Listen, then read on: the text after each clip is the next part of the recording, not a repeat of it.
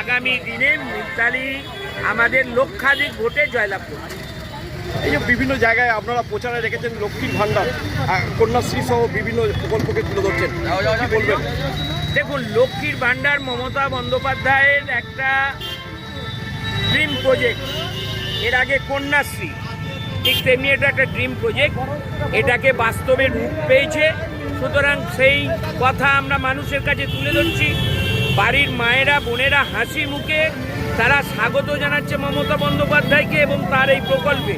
কারণ মাসের শেষে তারা, আমার জেনারেল কাস্টরা 1000 টাকা, এসসি এসটিরা 1200 টাকা পাচ্ছে।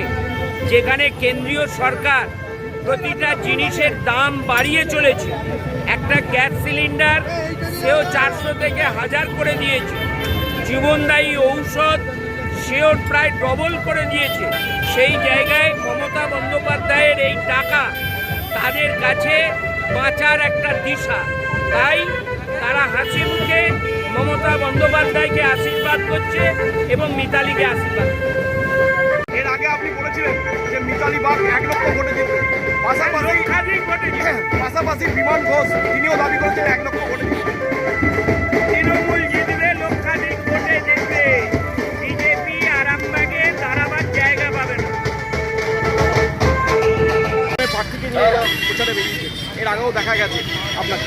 দেখুন, 365 দিন তৃণমূলের কর্মীরা, নেতৃত্বরা মানুষের সাথে থাকে, পাশে থাকে। সুতরাং এই দুর্বিষহ গরম তারা অতিক্রম করতে জানে। তাই আজকে মিতালি, সে গ্রাম পঞ্চায়েতের মেম্বার ছিল, সে পঞ্চায়েত সমিতির মেম্বার ছিল, জেলা পরিষদের মেম্বার ছিল। রোদ, ঝড়, জল, শীত সব জায়গা তার যাওয়া অভ্যাস আছে। সুতরাং এই গরমকে আমরা অভ্যাসে পরিণত করে নিয়েছি। হাজার হাজার